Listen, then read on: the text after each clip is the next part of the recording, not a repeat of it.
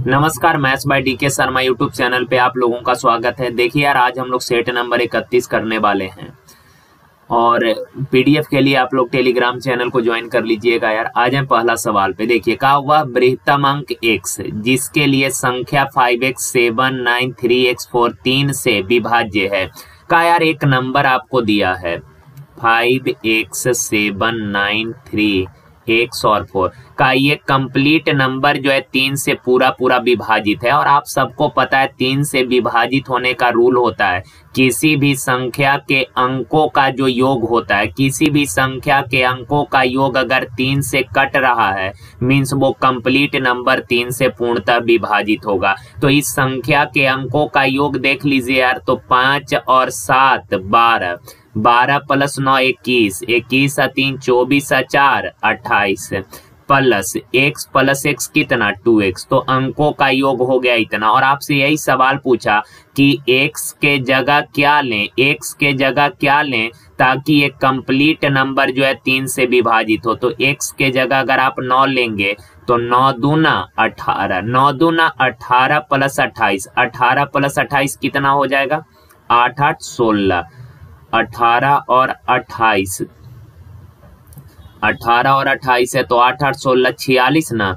तो 46 क्या 3 से कटता है? 46 3 से नहीं कट रहा, मीन्स 9 नहीं हो सकता। अगर x के जगह आप 7 लेंगे, x के जगह अगर 7 लेंगे तो 7 दूना 14, 14 प्लस 28 कितना 42 होगा। और 42 3 से पूरा कट रहा है, यानी कि x के जगह अगर आप 7 लेंगे, x के जगह अगर 7 लेंगे तो इस संख्या के सभी अंकों का योग जो होगा ये 42 होगा।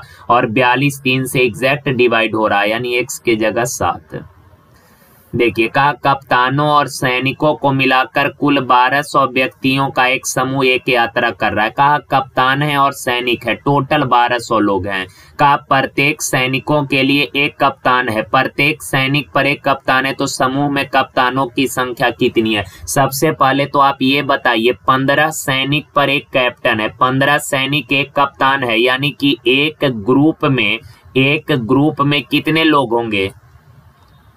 एक ग्रुप में 15 सैनिक और एक उनका कैप्टन है, यानी टोटल कितने लोग होंगे? 16 लोग। एक ग्रुप में 16 लोग होंगे, यानी 16 लोगों का ग्रुप बना हुआ है। कहा हर 15 सैनिक पर एक कैप्टन है, 15 सैनिक पर एक कैप्टन, यानी हर ग्रुप में 16 लोग होंगे। तो 1200 लोगों से मेरे भाई 16 लोगों का कितना ग्रुप बनेगा? तो 1200 बट्टा 16 काटिएगा, यानी कि 75 ग्रुप बनेगा। कितने ग्रुप होगा? 16 लोगों का 75 ग्रुप होगा। और कहा हर ग्रुप में एक कैप्टन है, तो 75 ग्रुप में कितने कैप्टन होगा? 75 कैप्टन होगा। देखिए, कहा किसी संख्या को 7/6 से गुना करने को कहा गया, परंतु उस संख्या को 7/6 से भाग दे दिया। देखिए यार, कोई नंबर है x में 7/6 से गुना करने को कहा गया, जैसा कहा गया वैसा करता तो ये रिजल्ट आता। लेकिन कहा उस संख्या में 7/6 से भाग दे दिया, 7/6, तो बट्टा वाला 6 कहाँ चला जाएगा?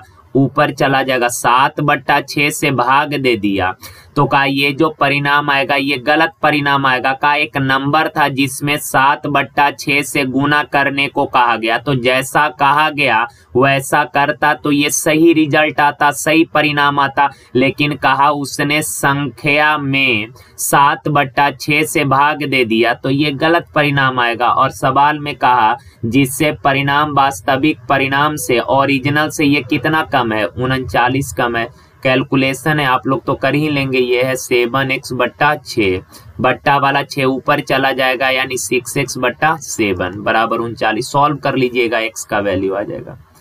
देखिए, कहा प्रत्येक अभाज्य संख्या में होता है। मेरे भाई प्रत्येक अभाज्य संख्या का केवल 2 फैक्टर होता है। अभाज्य संख्या का तो डेफिनेशन सबको पता ही होगा, वैसी संख्या जो 1 एवं खुद के अलावे किसी से विभाजित ना हो अभाज्य संख्या कहलाती है। यानी कि प्राइम नंबर का केवल 2 फैक्टर होता है, 1 और वो नंबर खुद। देखिए, कहा एक स्टोर में लागत पर 320% लाभ होता है। लागत यानी क्रैमुल पर 320% लाभ हुआ, तो मेरे भाई क्रैमुल अगर 100 है 320 लाभ हुआ तो बेचा होगा कितना में, 420 में। 100 क्रय मूल्य 320 का लाभ हुआ तो बेचा होगा 420 में। कहा लागत 25% बढ़ जाए, 100 था 25 बढ़कर लागत मूल्य हो गया कितना, 125। कहा विक्रय मूल्य स्थिर, विक्रय मूल्य कांस्टेंट यानी जितना पहले था वो कांस्टेंट है विक्रय मूल्य, जितना विक्रय मूल्य पहले उतना ही आज भी है। तो कहा विक्रय मूल्य का लगभग कितने प्रतिशत लाभ हुआ। देखिए यार खरीदे हैं अब कितना में, क्रय मूल्य है कितना 125, विक्रय मूल्य 420 है, तो प्रॉफिट कितने का हो रहा है 5। 125 में खरीदे 420 में बेचे तो लाभ हो रहा है कितने का, 295 का। सवाल में कहा कि विक्रय मूल्य का लगभग कितना परसेंट लाभ हुआ, कितना परसेंट लाभ हुआ। तो देखिए यार लाभ या हानि हमेशा क्रय मूल्य के रिस्पेक्ट में होता है, प्रॉफिट या लॉस हमेशा क्रय मूल्य के रिस्पेक्ट में होता है, लेकिन इस सवाल में कहा कि लाभ परसेंट विक्रय मूल्य के रिस्पेक्ट में निकालिए, तो जिसके रिस्पेक्ट में बोला निकाल लीजिए।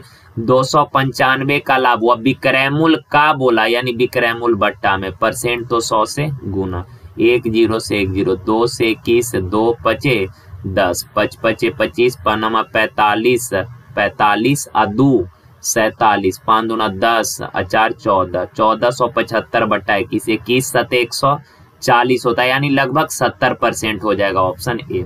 मेन चीज था यार कहा कि प्रॉफिट हुआ है 295 का, लेकिन प्रॉफिट परसेंट विक्रय मूल्य के रिस्पेक्ट में निकालना था, तो 295 का लाभ विक्रय मूल्य पे यानी 420 पे, परसेंट 100 से गुना।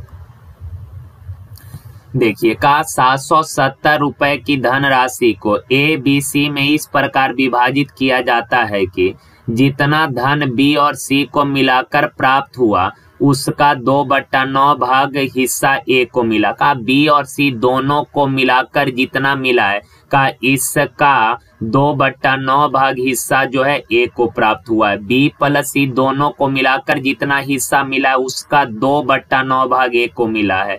तो यार बी प्लस सी, ए बाएं साइड आएगा नीचे, 9 उधर बट्टा 2, यानी बी प्लस सी का कंबाइंड हिस्सा 9 यूनिट है, ए का हिस्सा 2 यूनिट। बी प्लस सी 9, ए 2 है, तो तीनों को मिलाकर टोटल कितना, 9 2 11 यूनिट, तीनों को मिलाकर टोटल है 11, पर एक्चुअल में टोटल दिया है कितना 770, 1 यूनिट बराबर 70। सवाल का ए का हिस्सा है 2 यूनिट, 1 बराबर 70 तो 2 बराबर 140, ऑप्शन नंबर ए।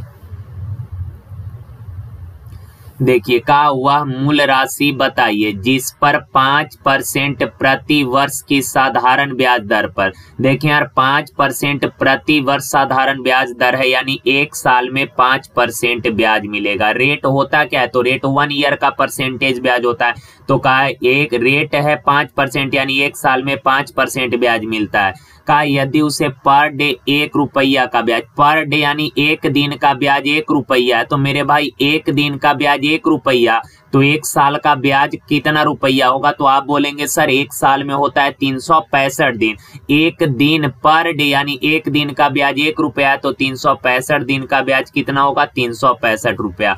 परसेंट में 1 साल में इतना ब्याज मिला, रुपया में 1 साल में इतना ब्याज, तो परसेंट और रुपया में रिलेशन आ गया।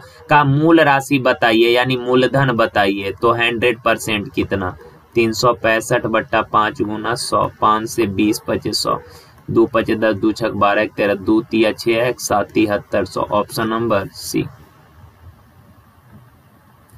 देखिए का एक आर्मी की भर्ती प्रक्रिया में चयनित और अचयनित विद्यार्थियों का अनुपात 9:2 है। देखिए यार चयनित कहने का मतलब क्या हुआ, जिनका सिलेक्शन हुआ जो पास कर गए, और अचयनित यानी कि जिसका सिलेक्शन नहीं हुआ यानी कि जो फेल कर गया, उसका रेशियो दिया है। पास और फेल का रेशियो दिया है आपका 9:2, यानी कि पास होने वाले विद्यार्थी का संख्या 9 यूनिट है, फेल होने वाले का संख्या 2 यूनिट।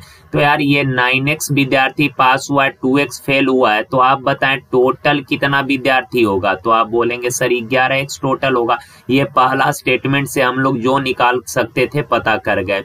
अब आगे सवाल में कहा कि यदि 80 कम ने आवेदन किया होता, 80 विद्यार्थी कम आवेदन करता, कहने का मतलब हुआ कि 80 कैंडिडेट कम आते, तो मेरे भाई आप बताएं नाउ यानी अब टोटल कितने कैंडिडेट होता, पहले टोटल 11x लोग था का 80 विद्यार्थी कम फॉर्म डालता, 80 लोग कम आवेदन करता, पहले टोटल इतने विद्यार्थी थे 80 लोग कम आता, यानी अब कितने लोग आते 11x माइनस 80 लोग। आगे का 20 कम चयनित होता यानी कि 20 विद्यार्थी कम पास होते।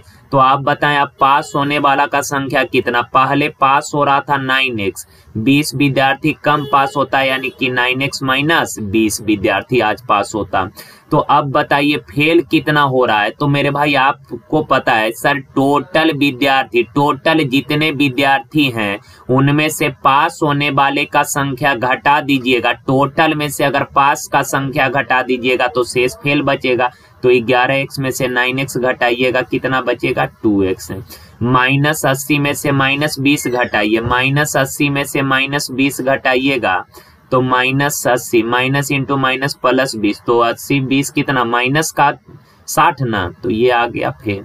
आगे सवाल में कहा चयनित और अचयनित का रेशियो, चयनित और अचयनित यानी पास और फेल का रेशियो 5:1 है। पास और फेल का रेशियो कितना है 5/1। क्रॉस मल्टीप्लाई करिए, 9x माइनस 20 बराबर 5 दूना 10x माइनस 6 5 30 300।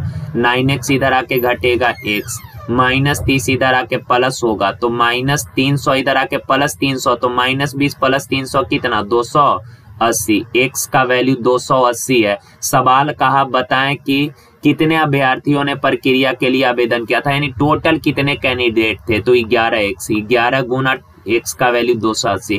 कई बार यहाँ से लोग टोटल निकाल देता है, ये ओरिजिनल नहीं है का इमेजिनेशन वाला डाटा है कि यदि 80 कम ने आवेदन किया होता, ये इमेजिनेशन के बाद वाला डाटा है। ओरिजिनल में टोटल विद्यार्थी था 11x, तो 11 गुना 28 कर लीजिए, गुना करिएगा तो मेरे ख्याल से ये आ जाएगा 11 0 11 88, 11 दूना 22 और 8 30 30 80। क्लियर है बात। देखिए यार ऐसे करेंगे तो कैलकुलेशन थोड़ा सा ज्यादा करना पड़ेगा, लेकिन ऐसे हर बच्चा समझ जाएगा, ये थोड़ा समझने में ज्यादा आसानी होता है, ठीक है ना। बस कैलकुलेशन थोड़ा मुश्किल है। एक तरीका और बता दे रहे हैं, लेकिन ये समझना थोड़ा सा मुश्किल है, पर जो लोग समझ पाएंगे सही है, जो लोग नहीं समझ पाएंगे आप बेसिक ही करें, ज्यादा अच्छा है, इसमें भी ज्यादा टाइम नहीं लगना। देखिए यार ऐसे सवालों में हमेशा ये चेक करना होता है कि चेंज किस में हुआ है, चेंज किस में दिया, बस उस चीज को पकड़िए आपका काम हो जाएगा।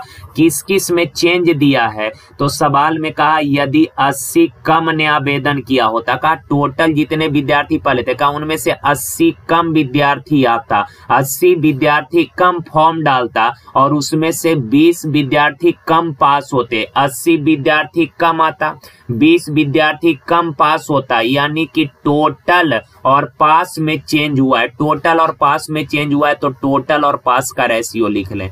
तो पहले पास हो रहा था 9, फेल हो रहा था 2, तो टोटल था कितना 11, और पास हो रहा था पहले कितना 9।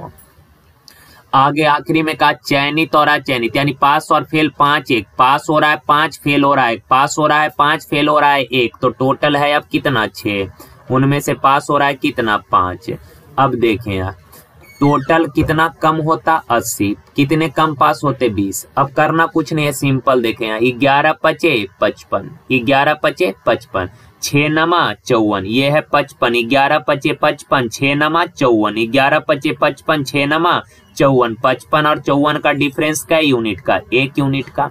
अब यहाँ 8 5 40 यानी कि 400, 6 दूना 12 120, तो 400 और 120 का अंतर कितना 280 का, तो यहाँ से 280। यार यूनिट में डिफरेंस है 2 यूनिट का, पर एक्चुअल में डिफरेंस आया कितने का 280 का, तो 1 यूनिट 280 का कितने विद्यार्थियों ने आवेदन किया था, तो आवेदन किया था टोटल 11 यूनिट, 1 यूनिट 280, तो 11 यूनिट कितना 11 गुना 280 380। तो ऐसे थोड़ा सा जल्दी बनेगा सवाल, कैलकुलेशन भी कम करना पड़ेगा आपको, लेकिन समझने में थोड़ा सा प्रॉब्लम होता है। तो जो लोग नहीं समझ पाएंगे बेसिक कर लीजिएगा, और जो लोग समझ रहे हैं उनका तो कोई दिक्कत है नहीं। चलिए आ जाएं आगे।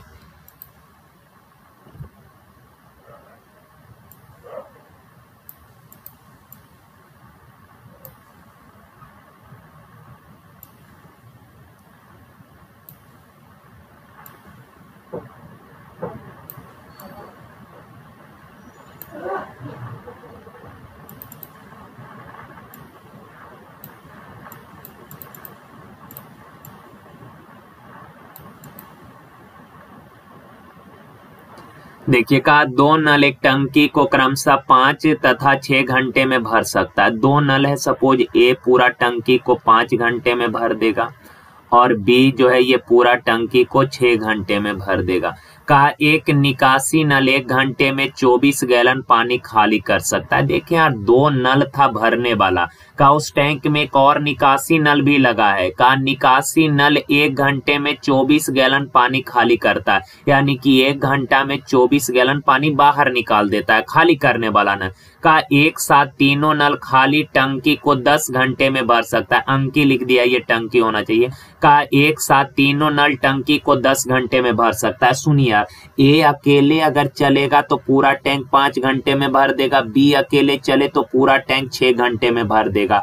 कहा इन दोनों भरने वाले नलों को अलावा एक खाली करने वाला भी नल है। कहा अगर तीनों नलों को ओपन कीजिएगा, तीनों नल ओपन कीजिएगा कहने का मतलब 2 ठो भरने वाला और 1 ठो खाली करने वाला, अगर तीनों ओपन होगा तब जाके पूरा टैंक भरेगा। कै घंटा में? 10 घंटा में, यानी ए बी और सी तीनों ओपन होगा तो 10 घंटा में भर जाएगा। तो यार इन सबों का एलसीएम कितना हो जाएगा? 30। टैंक का कैपेसिटी आ गया 30, 5 छक 30, 6 पचे 30, 10 दिया 30। देखिए यार ए पूरा टैंक में 1 घंटा में पानी डालेगा 6 यूनिट, बी 1 घंटा में 5 यूनिट। अब सुनिए जरा यार ए 6 यूनिट भर रहा है 1 घंटा में, बी जो है 5 यूनिट भर रहा है 1 घंटा में, तो ए और बी दोनों मिलकर 1 घंटा में 6 5 11 यूनिट पानी डाल रहा है, पर 1 घंटा में जा रहा है 3 यूनिट डाल रहा है, दोनों मिलकर 11 पर पानी जा रहा है 3, डाले 11 लीटर, 11 यूनिट भरा लेकिन गया है 3, इसका मतलब बाकी 8 कहाँ चला गया? सी खाली कर दिया होगा। सी 8 यूनिट पानी हर घंटे खाली कर रहा है, 1 घंटा में 8 यूनिट पानी निकाल देगा। तो पूरा टैंक का पानी कै घंटा में? 1 घंटा में 8 यूनिट, तो पूरा टैंक यानी 30 यूनिट कै घंटा में? 30/8 यानी कि 15/4 घंटा में पूरा टैंक खाली कर देगा। का टैंक का क्षमता बताना है, तो यार आप बताएं का खाली करने वाला नल जो है, खाली करने वाला नल 1 घंटा में 24 गैलन पानी, 1 घंटा में 24 गैलन पानी निकालता है, तो 15/4 घंटा में पूरा टैंक खाली कर रहा है, यानी 15/4 घंटा में जितना पानी निकालेगा वही ना टैंक का कैपेसिटी हो गया। तो खाली करने वाला नल 1 घंटा में 24 गैलन, तो 15/4 घंटा में कै गैलन पानी निकाल दिया? 15 छक 90 गैलन, यानी कि पूरा टैंक में 90 गैलन पानी होगा, अर्थात टैंक का कैपेसिटी 90 गैलन का है। देखिए कहा ए का वेतन बी के वेतन का 40% है, ए का वेतन बी के वेतन का 40%, यानी बी का वेतन अगर 100 है, ऐसे कर लीजिए 40% का फ्रैक्शन 2/5, बी का वेतन अगर 5 है तो ए का कितना? 2। आगे का बी का वेतन सी के वेतन से 25% अधिक है, बी का वेतन सी के वेतन से 25% ज्यादा, 25% 1/4, यानी सी का वेतन 4 है तो बी का 1 ज्यादा कितना होगा? 5। क्लियर? रेशियो में बी दोनों जगह कॉमन है, तो बी का वैल्यू ऑलरेडी इक्वल है, यानी कि रेशियो बैलेंस है, ए 2 बी 5 सी 4। सवाल का सी का वेतन ए से कितना ज्यादा है? सी का वेतन, ए का वेतन है 2 यूनिट, सी का वेतन 4 यूनिट, ए से कितना ज्यादा है? 2 ज्यादा है। 2 ज्यादा है कितना से? 2 से, परसेंट तो 100 से, यानी कि 100%। देखिए का किसी विद्यार्थी को फ्रेंच में जर्मन से 22 अंक अधिक मिले, उसके जर्मन में मिले अंक, फ्रेंच और जर्मन में मिले अंकों के योग का 28% है। कहा जर्मन में मिले अंक जो हैं, फ्रेंच और जर्मन दोनों विषयों में मिले अंकों के योग का कै % है? 28% है। तो यार 4 7 28, 4 से 25 चौक 100। सुनिए J/F + J बराबर कितना? 7/25, यानी कि जर्मन में कितने अंक मिले हैं? जर्मन में 7 यूनिट अंक मिले हैं। क्लियर है बा? यार आप बताएं फ्रेंच है ना, फ्रेंच और जर्मन दोनों के अंकों का योग 25 है, जर्मन का 7 है तो फ्रेंच में कितने अंक मिला होगा? 25 में से 7 गया 19। का फ्रेंच में जर्मन से 22 अंक अधिक मिले, जर्मन में 7 फ्रेंच में 19, कितना ज्यादा है? 11 यूनिट ज्यादा, पर एक्चुअल में ज्यादा है कितना? 22, तो 1 यूनिट बराबर 2। सवाल का फ्रेंच में कितने? फ्रेंच में 19, 1 यूनिट 2 तो 19 दूना 38।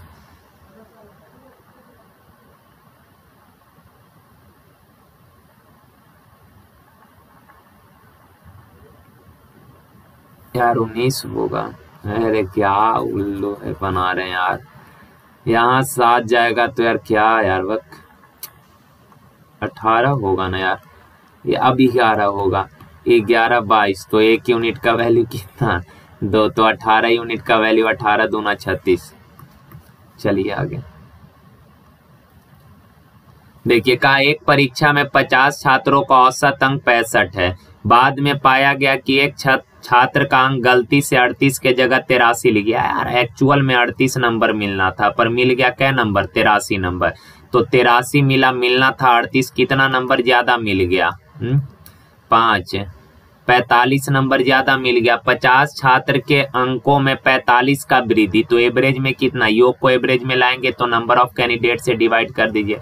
5 नंबर 9/10 यानी 0.9 का एवरेज 0.9 बढ़कर आया 65, तो एक्चुअल में एवरेज कितना होगा, 65 से घटा दीजिए 0.9 यानी कि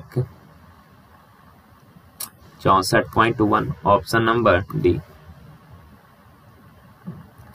का नीचे दिए गए चित्र ए बी सी एक समबाहु त्रिभुज है। चित्र में ए बी सी जो है समबाहु त्रिभुज है, समबाहु है तो प्रत्येक कोण कितना कितना डिग्री होगा, 60-60 डिग्री, और दिया भी है प्रत्येक कोण 60-60 डिग्री है। अब आगे कहा एंगल डी और ई का मान निकालना। एंगल डी ये वाला एंगल और एंगल ई ये वाला एंगल आपको बताना है। तो यार आपको तो ये चीज पता ही होगा, वृत्त में जीवा द्वारा परिधि पर एक ही तरफ बनने वाला सारा कोण आपस में क्या होता है, समान होता है। जीवा द्वारा परिधि पर एक ही तरफ जितना भी कोण बनेगा सब बराबर। तो यार अगर ये 60 डिग्री है, ये 60 है, तो ये वाला भी कितना होगा, 60 डिग्री। एंगल डी पता कर गए। और ये भी आप लोगों को पता है कि सपोज ये चक्रीय चतुर्भुज है। चक्रीय चतुर्भुज कहने का मतलब ऐसा चतुर्भुज जिसके चारों कॉर्नर जो है ये वृत्त के परिधि को टच करता हो, ऐसा चतुर्भुज जिसका चारों कॉर्नर वृत्त के परिधि को टच करता हो चक्रीय चतुर्भुज कहलाता है। और चक्रीय चतुर्भुज में आमने सामने के कोणों का जो योग होता है ये 180, यानी angle A plus angle C 180 degree. Similarly angle B और डी बराबर भी कितना डिग्री, 180 डिग्री, ये आप सबको पता है। तो यार जरा एक चीज, ये तो एंगल डी पता कर गए 60, कोई दिक्कत नहीं। अब का एंगल ई बताइए। तो यार जरा आप गौर से देखिए, ए बी ई सी, इस चतुर्भुज को आप जरा गौर से देखें। ये एक चतुर्भुज चक्रीय चतुर्भुज है क्या, क्यों चक्रीय चतुर्भुज है, क्योंकि इस चतुर्भुज का चारों कॉर्नर जो है ये वृत्त के परिधि को टच कर रहा है। इस चतुर्भुज का चारों कॉर्नर वृत्त के परिधि को टच कर रहा है, चारों कॉर्नर वृत्त के परिधि को टच कर रहा है, यानी कि आमने सामने के कोणों का योग कितना होगा, 180। ये 60 डिग्री है तो ये वाला हो जाएगा कितना, 120 डिग्री। तो एंगल डी है 60 और एंगल ई है कितना, 120 डिग्री।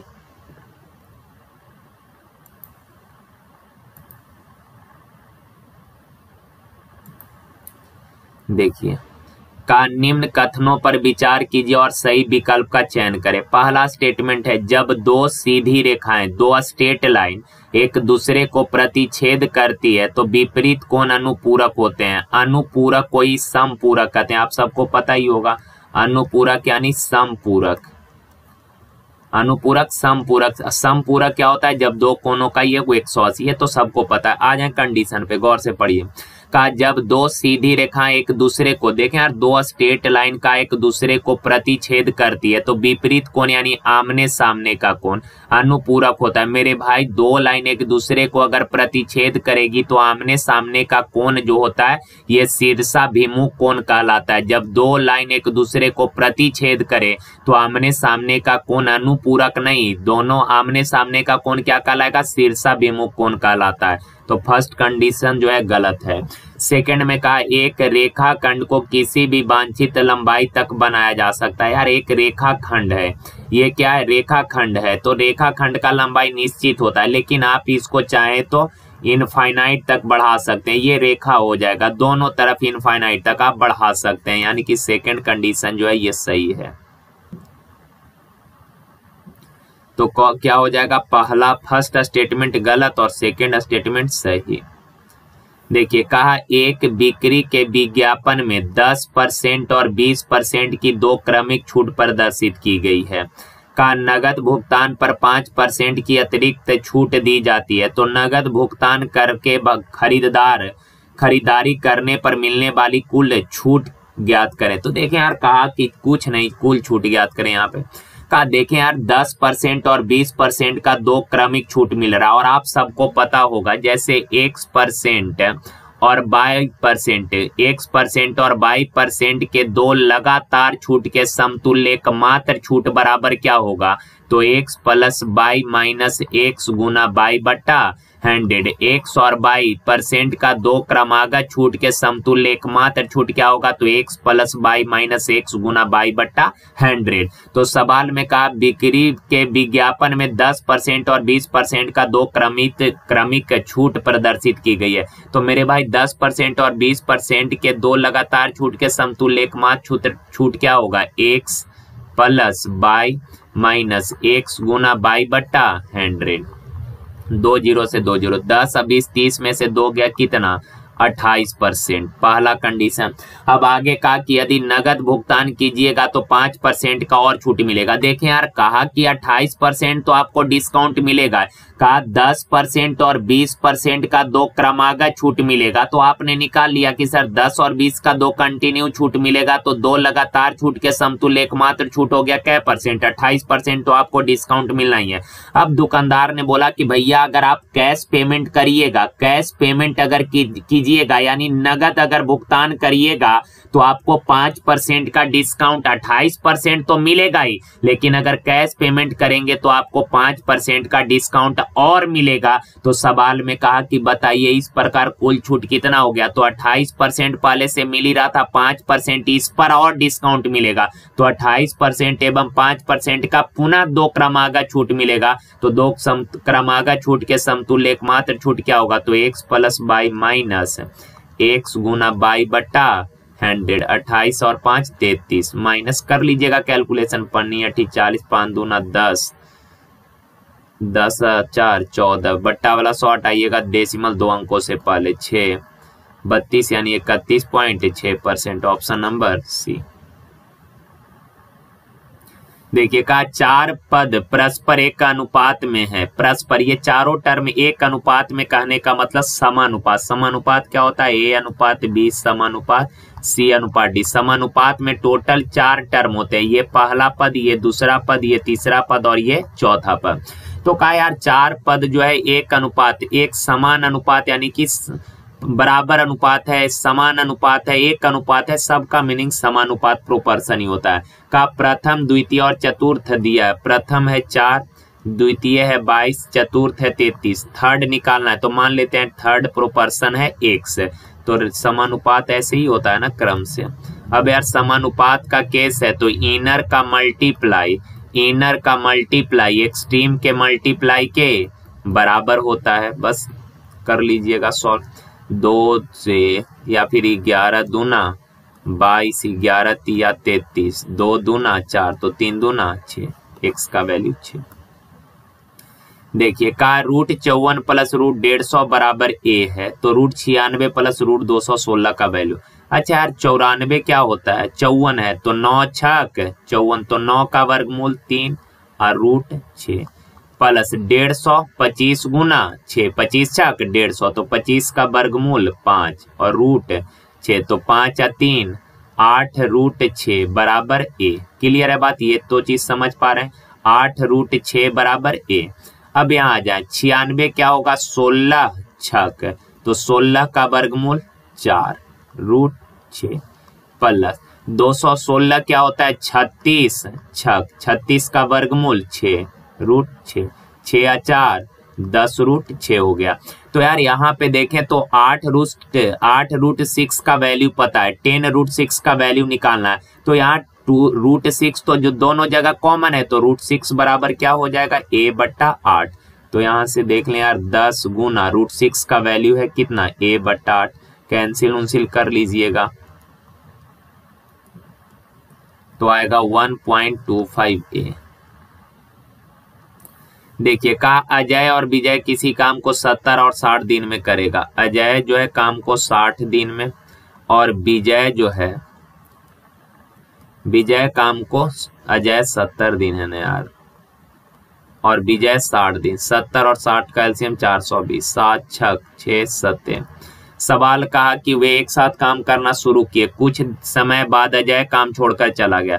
देखिए यार, अजय और विजय दोनों काम करना चालू किया। अजय और विजय दोनों काम करते गया का कुछ दिन हुआ तो अजय छोड़ दिया। अब से विजय बच गया और विजय अकेले आगे जो है 47 दिनों में काम को पूरा कर दिया। शेष काम को कै दिन में किया? 47 दिन में। तो मेरे भाई यहाँ से यहाँ तक विजय जो है इसने कै दिन काम किया? 47 दिन। तो विजय एक दिन में कै काम? 7 काम।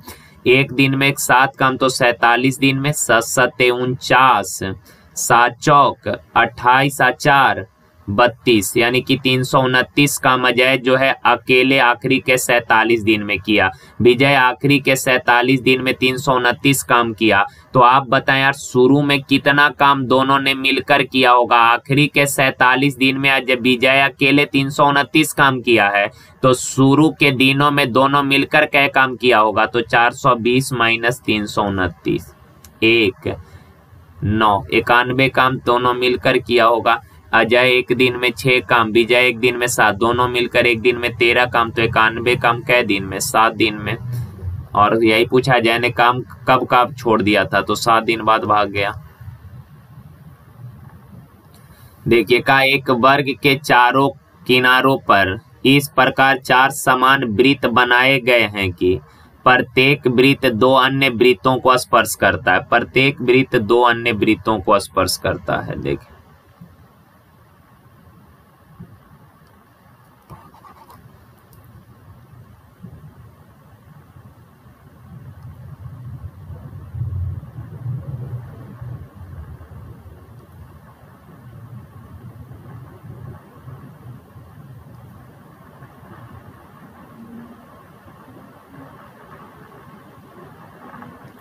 अब वृत्त के अंदर वर्ग है यार। देखिए पहले वर्ग उर्ग मत बना लीजिएगा, नहीं तो सही से फिगर नहीं बनेगा। अब देखें यार, जैसे कहने का सवाल जैसे क्या बोला, एक वर्ग है और इस वर्ग के चारों कोनों पर 4 समान वृत्त इस प्रकार से बनाया गया कि प्रत्येक वृत्त अन्य 2 वृत्तों को क्या कर रहा है? स्पर्श कर रहा है। तो देखें यार, इस वर्ग के इस वर्टेक्स को केंद्र मानकर, वर्टेक्स को वर्ग के इस वर्टेक्स को केंद्र मानकर एक वृत्त खींचिए।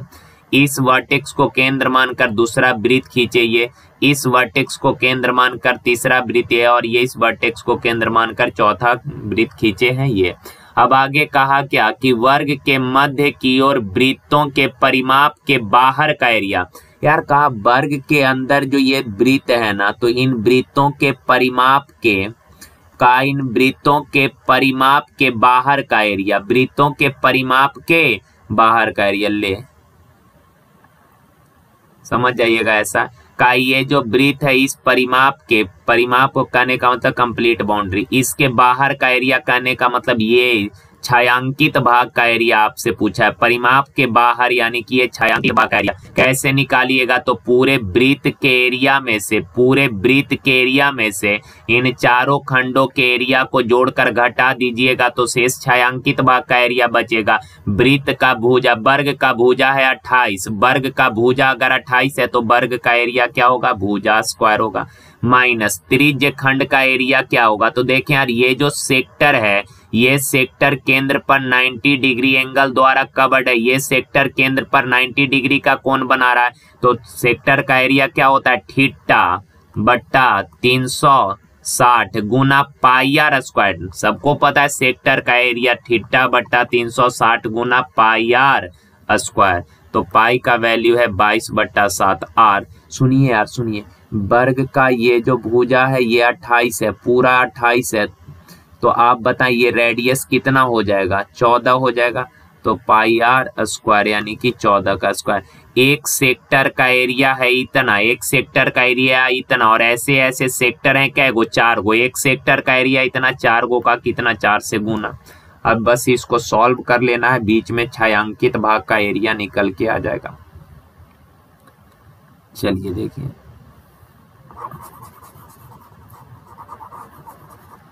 का समान गति से चल रही एक रेलगाड़ी एक ही दिशा में जाते 2 व्यक्तियों को 6 सेकेंड और 6.4 सेकेंड में पार करती है। पहला व्यक्ति 4.5 किलोमीटर पर आवर के गति से, जबकि दूसरा व्यक्ति 6.3 किलोमीटर पर आवर के गति से चल रहा था। तो किलोमीटर पर आवर में रेलगाड़ी की चाल।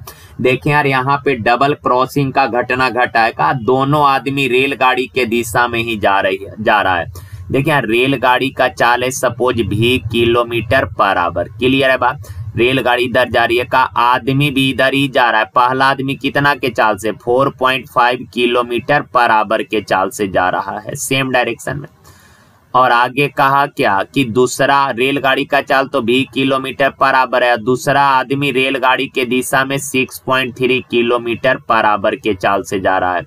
और कहा रेलगाड़ी पहला आदमी को 6 सेकंड में पार कर जाती है और दूसरा आदमी को 6.4 सेकंड में पार कर जाती है। तो यार आप बताएं, पहला आदमी के रिस्पेक्ट में रेलगाड़ी का रिलेटिव वेलोसिटी क्या होगा? तो डायरेक्शन सेम है, तो पहला आदमी के रिस्पेक्ट में ट्रेन का रिलेटिव वेलोसिटी सेम डायरेक्शन, तो चाल घटेगा v-4.5 किलोमीटर पर आवर। देखें टाइम सेकंड में दिया है, तो किलोमीटर पर आवर को मीटर पर सेकंड में लाइएगा, 5/18 से गुना।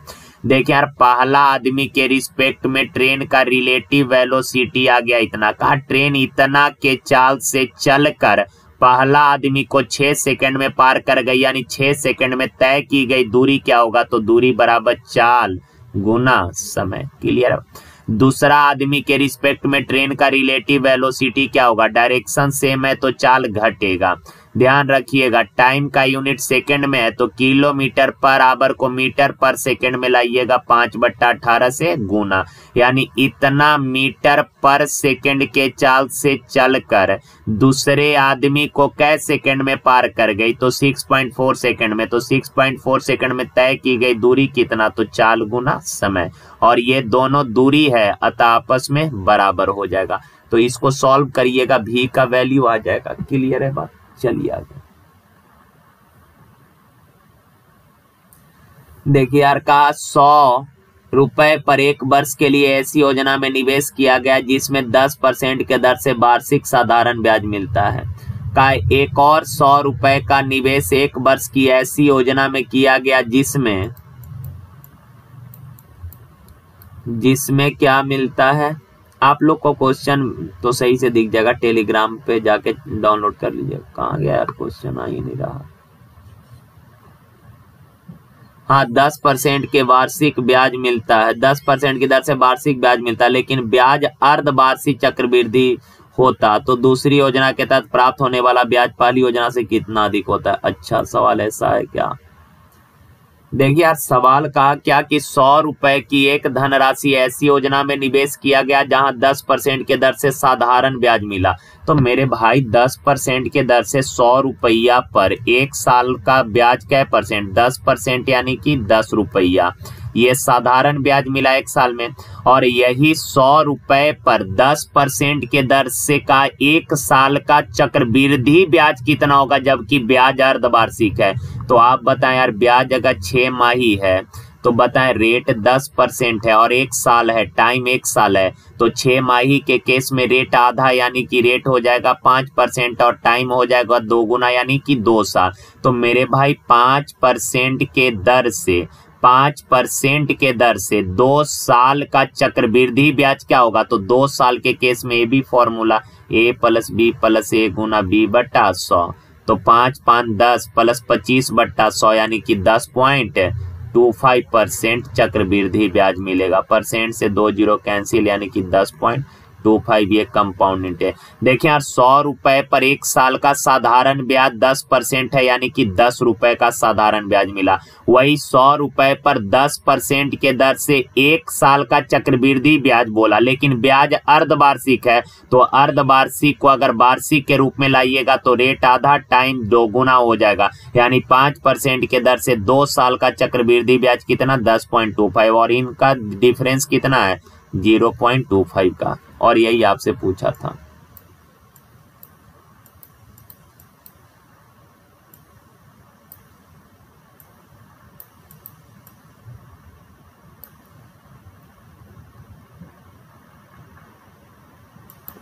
देखिए 5 लीटर चीनी के मिश्रण में 6% चीनी है, 1 लीटर पानी भाप बन जाता है। तो यार 5 लीटर के मिश्रण में चीनी है क्या परसेंट? 6%। 5 में से 1 लीटर भाप बन गया तो मिक्सचर बचा 4 लीटर का। इस बचे हुए मिक्सचर में चीनी कितना है? मान लेते हैं X% चीनी है अतः आपस में बराबर, परसेंट से परसेंट कैंसिल, 2 दूना 4, 2 तिया 6, 5 तिया 15/2 यानी कि X बराबर कितना? 7.5%। Option number B. देखिए का यहाँ पे 2 ठो आपको लीनियर इक्वेशन दिया है, 20x + 5y + 11 बराबर 0, 50x - k/- 9 बराबर 0 का कोई समाधान नहीं है, का कोई हल नहीं है। तो के का मान, यार कोई हल नहीं है तो क्या होगा? a1/a2 बराबर b1/b2 बराबर not equal to c1/c2। a1 है कितना? a1 है 20 बट्टा a2 है कितना? 50 बराबर b1 है कितना? 5, b2 है कितना? -k बराबर k का वैल्यू निकालना है तो बराबर नॉट 11/-9। तो इसका तो कोई यूज नहीं है, इन दोनों को कंपेयर करके k का वैल्यू निकाल लीजिए। देखिए 0 से 0 कैंसिल हो गया, क्रॉस मल्टीप्लाई करिएगा तो -2k बराबर हो जाएगा 25। तो k बराबर क्या हो जाएगा? -25/2 यानी 12.5। Option B. देखें यार cos 18 + cos 162 है, cos 18 cos 162। तो आप सबको पता होगा cos के बीच में प्लस का साइन है, एंगल का योग अगर 180 डिग्री है, cos 18 cos 162 है, एंगल का योग 180 तो मान होगा 0। साइन 126 प्लस साइन 234, साइन और साइन के बीच में प्लस का साइन, एंगल का योग 360 है तो मान होता है 0। 0 + 0 कितना हो गया? 0। कैसे होगा? अगर ये चीज आप प्रूव करना चाहते हैं तो देखें यार, जनरल तरीके से भी सवाल को बना सकते हैं। अगर ये चीजें जिन लोगों को पता है उनके लिए तो कोई दिक्कत नहीं है, फ्रैक्शन ऑफ सेकंड में सवाल का रिजल्ट आ जाएगा। लेकिन जिनको नहीं पता है थोड़ा सा उनको टाइम लग जाएगा। देखें यार, क्योंकि पूरा निकालना पड़ेगा। यार आप बताइए cos 162 को क्या लिख सकते हैं? cos 162 को लिख सकते हैं cos 180 - 18 लिख सकते हैं या नहीं? 180 में से 18 जाएगा 162 आएगा। sin 126 को क्या लिख सकते हैं? sin 180 - 126 घटाइएगा तो 54, यानी कि 126 को 180 - 54 लिख सकते हैं। साइन 234 को क्या लिख सकते हैं? साइन 180 घटाने पर तो 234 नहीं आएगा, जोड़ने पर ना, तो 180 में 54 जोड़िएगा तो 234 आएगा। ओके, अब यार cos 18 देखें, cos 180 - 18, 180 यहाँ होता है, 180 माइनस यानी फर्स्ट क्वाड्रेंट में, और फर्स्ट क्या हो जा रहा है यार, 180 यहाँ, 180 - 18 यानी फर्स्ट क्वाड्रेंट में। माथा खराब कर दे रहा ये। देखिए इस बार नहीं होगा, पक्का नहीं होगा। 180 होता है यहाँ, अरे समझ जाइएगा यार, 0 पता नहीं यहाँ पे, जैसे 180 यहाँ से, रुक जाओ यार, ये ऐसी तैसी करके रख दिया यार। देखिए यहाँ पे 180 होता है। ओके, 180 माइनस थीटा यानी कि सेकंड क्वाड्रेंट में, और सेकंड में साइन और कॉसेक पॉजिटिव, बाकी सब निगेटिव। तो सेकंड क्वाड्रेंट में कॉस क्या होगा? निगेटिव होगा। और आपको पता है 180 के रिस्पेक्ट में नो चेंज होगा, यानी कि cos 18 होगा। और यहाँ देखें साइन 180 माइनस 54, तो 180 यहाँ माइनस यानी सेकंड क्वाड्रेंट में, और सेकंड क्वाड्रेंट में साइन क्या होता है? पॉजिटिव, तो प्लस साइन कितना? साइन 180 के रिस्पेक्ट में नो चेंज, यानी कि साइन 54। अब देखें साइन 180 प्लस 54 है, तो 180 यहाँ प्लस यानी कि थर्ड क्वाड्रेंट में, थर्ड में tan और cot पॉजिटिव, बाकी सब निगेटिव, यानी साइन क्या होगा? निगेटिव। 180 नो चेंज यानी कि साइन 54 डिग्री। तो minus plus cancel, plus minus cancel, कितना हो जाएगा 0। क्लियर है बात। लेकिन इतना करने में थोड़ा टाइम लगेगा, तो जिन लोगों को पता है तो आप ऐसे कर लें, कॉस कॉस के बीच में प्लस का साइन, एंगल का योग 180, मान होगा 0। साइन साइन के बीच में प्लस का साइन, एंगल का योग 360, तो मान होगा 0। का एक कोण का सम पूरक उसके पूरक के 3 गुना से, तो यार कोई कोण थीटा है, थीटा का सम पूरक क्या होगा, तो 180 माइनस थीटा। थीटा का पूरक क्या होगा, तो 90 माइनस थीटा। का सम पूरक कोण जो है, पूरक कोण के 3 गुना से 15 डिग्री क्या है, ज्यादा है। बस सॉल्व कर लीजिएगा इसको। देखिए, का 2 रेलगाड़ी क्रमशः 110 kilometre per hour 90 kilometre per hour के से एक ही दिशा की ओर यात्रा कर रही है। तेज चलने वाली गाड़ी धीमी रेलगाड़ी में बैठे एक आदमी को 18 सेकंड में पार कर गई। तेज रेलगाड़ी धीमी गति वाले गाड़ी में बैठे यात्री को पार किया। तो यात्री को पार करने के लिए केवल अपनी लंबाई पार करना होगा। का 18 सेकंड में पार कर गई तेज चलने वाली गाड़ी की लंबाई। देखें यार, समय बराबर होता है दूरी बट्टा चाल। समय है 18 सेकंड।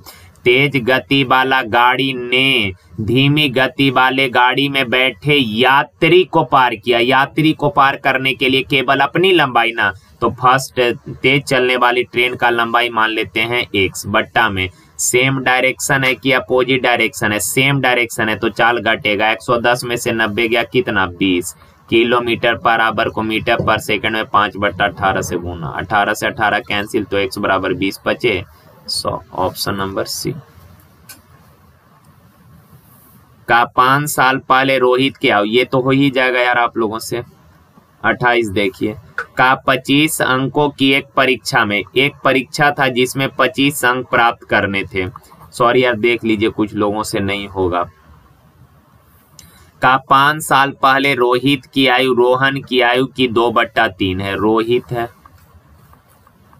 और एक रोहन है। का 5 साल पहले, 5 साल पहले रोहित की आयु रोहन की आयु का, और आपको पता है फ्रैक्शन में बट्टा वाला वैल्यू जो होता है वो का को डिनोट करता है। फ्रैक्शन में बट्टा वाला वैल्यू का को। का रोहित की आयु रोहन की आयु का, रोहन का 2/3, यानी रोहन का एज 3 है तो रोहित का 2। आगे का 5 साल बाद, 5 साल बाद, 5 साल बाद रोहन की आयु रोहित की आयु का, रोहित की आयु का 5/4। रोहित का यानी रोहित का वैल्यू नीचे होगा। रोहित का एज अगर 4 है तो रोहन का कितना होगा, 5। अब देखें यार, यहाँ 2 का गैप है, यहाँ गैप है कितने का, 2 का। तो यूनिट में 2 यूनिट का, ईयर में 5 5 10, 2 यूनिट 10 तो 1 यूनिट 5, 1 5 है। तो सवाल का रोहित की वर्तमान एज 5 साल बाद रोहित का एज 5, 4 यूनिट, 1 यूनिट 5 है तो 4 यूनिट 20 साल। 5 साल बाद रोहित का एज 20 होगा तो प्रेजेंट में कितना, 5 घटा दीजिए तो 15 साल। Option number D. ये सवाल तो आप लोग कर लेंगे, पहले भी कई बार करा चुके हैं। का 25 अंकों की एक परीक्षा है, 25 अंक का पेपर है। का एक परीक्षा है जो 25 अंकों का है। का 3 छात्र के प्राप्त अंकों का माध्य 16 है। देखें यार, 3 छात्र का औसत कितना है, 16। 3 छात्र के अंकों का औसत 16 है तो 3 छात्र द्वारा प्राप्त किए गए टोटल अंक 16 × 48। 2 नए छात्र ने परीक्षा में भाग लिया। 5 विद्यार्थियों के औसत अंक 19 हो गए। 5 विद्यार्थी का औसत कितना है, 19, तो 5 विद्यार्थी का टोटल अंक 95। 5 विद्यार्थी के टोटल अंक में से 3 विद्यार्थी द्वारा प्राप्त किए गए टोटल अंक घटा दीजिएगा तो शेष 2 विद्यार्थी, आने वाले 2 नए विद्यार्थी के अंकों का योग नहीं आ जाएगा। तो ये 2 विद्यार्थी द्वारा प्राप्त टोटल अंक 47 है। आने वाले 2 विद्यार्थी द्वारा प्राप्त टोटल अंक कितना है, 47 है। सवाल में कहा कि जो दूसरे नए छात्र से कम अंक प्राप्त करता है, कम से कम कितने अंक प्राप्त करेंगे। देखें यार, कहा कि आने वाले 2 नए विद्यार्थियों में से कहा एक ने दूसरा से कम अंक प्राप्त किया, तो कहा जिसको कम अंक मिला उसको मिनिमम कितने नंबर मिल सकता है। तो यार 25 नंबर का परीक्षा है, 25 नंबर का परीक्षा है। कहा 2 विद्यार्थी ने मिलकर 47 नंबर लाया। कहा एक को मिनिमम नंबर देना, अगर एक को मिनिमम देना है तो एक को मैक्सिमम देना पड़ेगा, और मैक्सिमम मैक्सिमम कितने नंबर का पेपर है 25। तो यार एक लड़का जो है अगर 25 के 25 सवाल सही कर गया, यानी कि मान लेते हैं उसको 25 के 25 से तो ज्यादा नंबर नहीं ना आ सकता, क्योंकि 25 नंबर का ही पेपर है। तो एक बच्चा को मैक्सिमम 25 नंबर अगर मिला है तो 47 में से 25 बोले गया, तो दूसरा को क्या नंबर मिला होगा, 22 से तो कम नहीं मिल सकता। अगर एक को मैक्सिमम भी आ जाएगा तो दूसरा को 22 से कम नहीं मिल सकता, यानी कि दूसरा को मिनिमम क्या नंबर 22 नंबर। देखें यार, कहा कि इसके आवर्तक मूल निहित हैं, तो के का संतोषजनक मान। निहित मूल कहने का मतलब जो किसी भी क्वाड्रेटिक इक्वेशन को सॉल्व करने के बाद जो दो ठो वैल्यू आता है ना, इसी को मूल बोलते हैं। कहा ये दोनों मूल जो है निहित यानी कांस्टेंट है, कांस्टेंट यानी दोनों मूल बराबर है। और बराबर होने के केस में आपको पता है बराबर जब होगा तो क्या होगा, b² - 4ac बराबर 0। तो यार मेरे भाई b का वैल्यू कितना है 1.5 के। 1.5 के को 15/10 यानी कि 3/2 के बोलेंगे, और 4.5 के है तो 45/10 यानी कि 9/5 के। सॉल्व कर लेते हैं यार, b का वैल्यू 3/2 के, 3/2 के का स्क्वायर क्या होगा 9k² - 4 गुना a का वैल्यू कुछ नहीं यानी कितना है 1, और c का वैल्यू कितना है 9/4 है क्या 5 है, 9/5 होगा। देखिए ना 45/10 यानी 5 9 5 दूना 10, तो इसका वैल्यू होगा 5 9 5 9/2 के ना, तो ये 9/2 के बराबर 0, 2 दूना 4। यार एलसीएम हो जाएगा 4, एलसीएम कितना 4, ऊपर में 9k² - 9 दूना 18, 18 चौक 72 के बराबर 0। क्रॉस मल्टीप्लाई करिएगा तो 4 उधर जाके क्या हो जाएगा 0। अब देखें यहाँ से कुछ लोग गलती कर जाता है, क्या 9k² कर देगा क्या वो कि -72 के उधर लेके चला गया, तो ये +72 के हो गया। के से के काट देगा और के बराबर 9 8 72। और आप सबको पता है किसी भी क्वाड्रेटिक इक्वेशन का हमेशा 2 हल होता है, तो यहाँ पे सॉल्व ऐसे मत कर दीजिएगा। ये द्विघात 9k² - 72 के बराबर 0, ये क्वाड्रेटिक इक्वेशन है। 9k² वेरिएबल का मैक्सिमम पावर कितना 2, तो ये क्वाड्रेटिक है, तो ऐसे सॉल्व करके टिक मत कर दीजिएगा। यहाँ से आपको करना पड़ेगा ऐसे 9k कॉमन करिएगा तो अंदर में k - 8 बराबर 0। अब यार इन दोनों नंबर का गुणनफल 0 है, कहने का मतलब 9k बराबर भी 0 और k - 8 बराबर भी 0। तो यहाँ से k बराबर 0, यहाँ से k बराबर 8, तो k का 2 वैल्यू पॉसिबल, एक 0 एक 8, 0 और 8 ऑप्शन नंबर सी। और ये 30 नंबर तो हाइट एंड डिस्टेंस का सवाल है, आप लोग कर लेंगे। चलिए यार आज के लिए यहीं तक, थैंक यू, धन्यवाद यार, थैंक यू। और हाँ यार, आप में से कुछ लोग बोल रहे थे कंपाउंड इंटरेस्ट के लिए, तो यार देखें थोड़ा सा सच बता रहे हैं यार, बहुत प्रॉब्लम चल रहा है। अभी जो कोचिंग ओपन हो गया तो सब असाइनमेंट अपडेट करने में काफी टाइम लग जाता है यार, तो इसमें अभी पता नहीं 3-4 महीने का और वक्त लगेगा, लेकिन फिर भी कोई दिक्कत नहीं, हम कोशिश करेंगे। कल जो है आप लोगों को कंपाउंड, क्योंकि कल सेट तो होगा नहीं, सैटरडे संडे क्लास ऑफ रहता है यहाँ पे, तो सेट होगा नहीं, तो कल कोशिश करेंगे कि CI का जो है स्टार्ट कर लें। ओके ना, चलिए थैंक यू यार, धन्यवाद, थैंक यू।